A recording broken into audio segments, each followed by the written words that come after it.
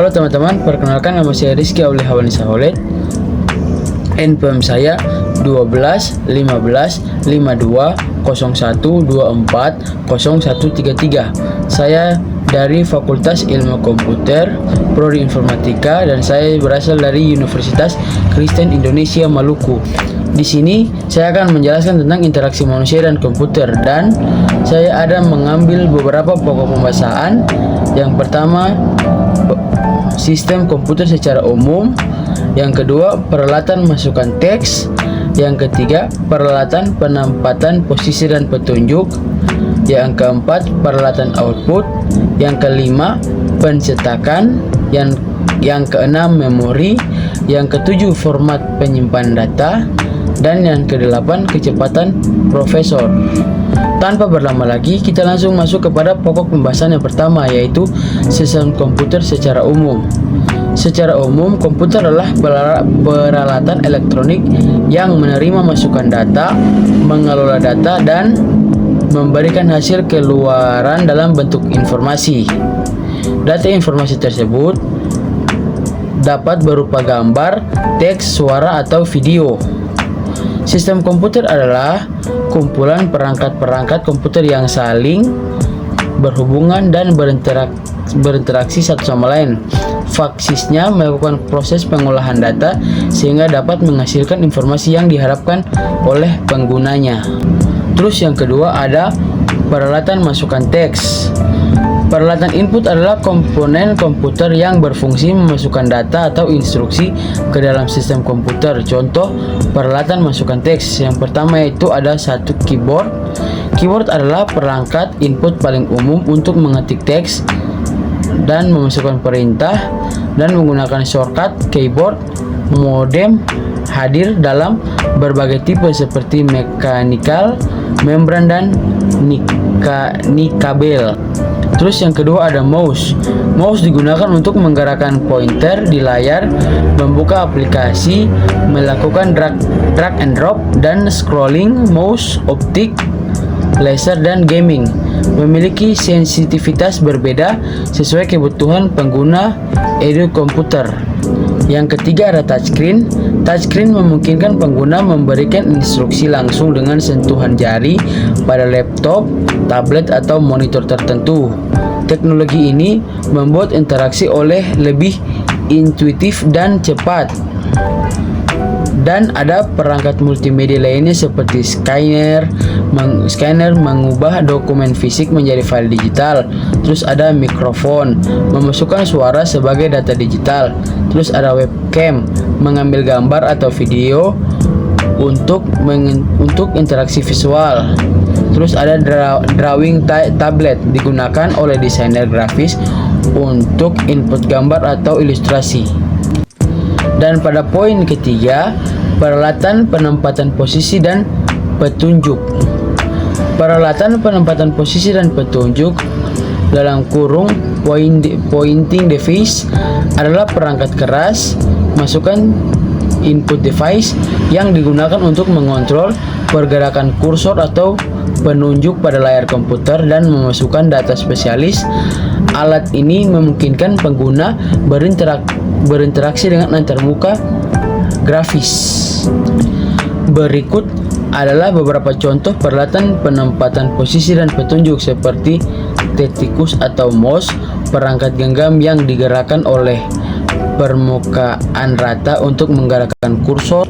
Terus yang kedua ada touchpad atau bantalan sentuh, permukaan datar yang menerjemahkan gerakan jari untuk memindahkan kursor, umumnya ditemukan di laptop. Yang ketiga ada trackball, bola yang tertanam dalam wadah, dioperasikan dengan memutar bola tersebut menggunakan jari.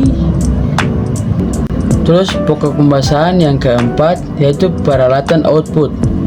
Output device adalah perangkat keluar atau perangkat keras komputer yang berfungsi menampilkan, mencetak, atau mengeluarkan hasil pemrosesan data oleh prosesor seperti CPU. menjadi informasi yang dapat dipahami manusia seperti teks, gambar, suara, atau video. Contohnya monitor, printer, speaker, dan proyektor. Fungsi dan jenis output device. Secara umum, output device mengubah sinyal digital dari komputer menjadi format fisik atau visual seperti monitor, printer, terus ada speaker atau speaker atau handphone, proyektor, dan plotter. Perangkat ini merupakan bagian penting dari komponen komputer untuk berinteraksi dengan pengguna. Terus yang kelima ada pencetakan. Pencetakan adalah interaksi manusia dan komputer, mencakup perangkat keras, perangkat lunak, antarmuka, pengguna, dan prinsip desain yang memudahkan interaksi pengguna dengan sistem cetak. Terus ada memori. Perangkat keras penyimpanan data sementara seperti RAM yang bertugas menyimpan instruksi dan data secara cepat untuk diproses oleh CPU. Komponen ini krusial karena mempengaruhi kinerja sistem dan kecepatan respon antarmuka terhadap pengguna. Berikut adalah poin penting mengenai memori dalam konteks faktor komputer. Ada jenis memori utama atau RAM, atau biasa disebut random access memory, digunakan sebagai ruang kerja aktif. Jenis memori sekunder penyimpanan permanen seperti hard disk atau SSD. Fungsi penyimpanan data dan program yang sedang aktif agar dapat diakses dengan cepat oleh prosesor. Dampak pada interaksi manusia.